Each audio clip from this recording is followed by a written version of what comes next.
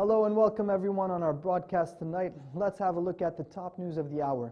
Rain forecasts in parts of UAE today. Daesh claims killing of governor of Aden.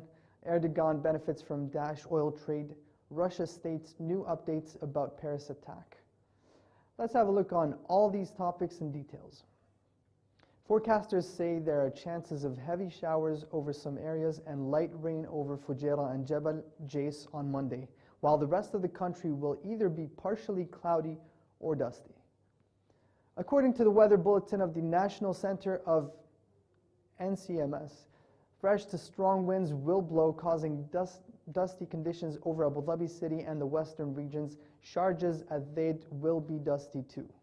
But the winds will also cause a significant drop in temperature from today 16 degrees Celsius to 25 degrees Celsius to 14 Celsius to 22 Celsius across the country, especially toward the west that will have a minimum of 8 Celsius and a maximum of 19 degrees Celsius. Dubai will be windy with high clouds and temperatures of between 19 and 25 degrees Celsius. The waves will be rough to very rough in the Arabian Gulf, reaching 3 feet to 5 feet or 6 feet onshore, while offshore they could reach 10 feet to 12 feet and a maximum of 15 feet. The Oman Sea will be rough. Daesh has claimed responsibility for an explosion that killed the governor of Yemen's southern Aden province on Sunday. A huge explosion killed Ja'far Muhammad Saad and 6 of his bodyguards. In a statement posted on a messaging service, the terror group said it detonated an explosives-laden car as Saad's convoy was passing in a western district of Aden.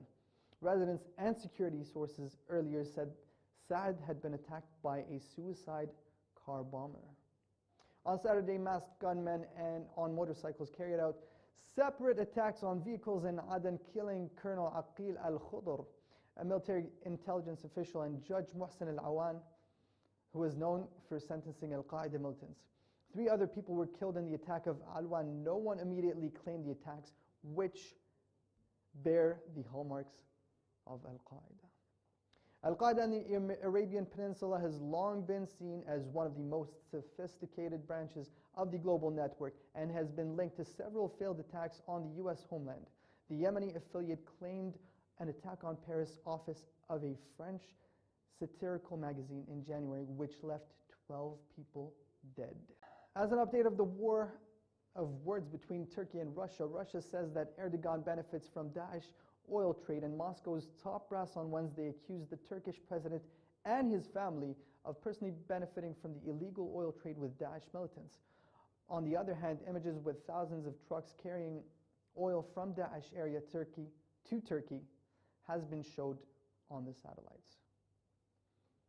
The accusations follow Turkey's downing of a Russian warplane near the Syrian border last week, which has set off an angry spat between the two nations that had developed close economic ties.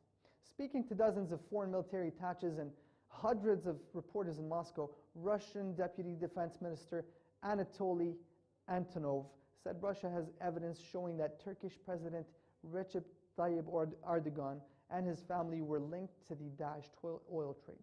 The defense ministry officials showed the journalists what they said were satellite images depicting thousands of trucks carrying oil from Daesh-occupied areas in Syria and Iraq into Turkey.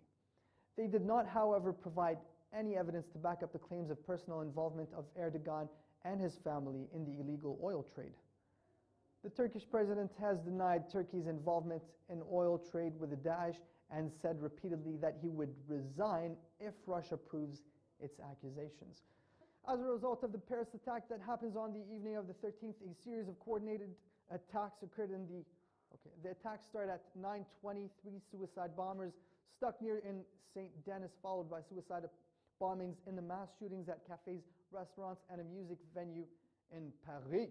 The attackers killed 130 people, including 89 at the location where they took hostages before engaging in a standoff with the police. There were 368 injuries, 80 to 99 of which were serious. 7 of the attacks also died. While authorities continue to search for accomplices, Gulf and Middle East will be affected from the Paris attack.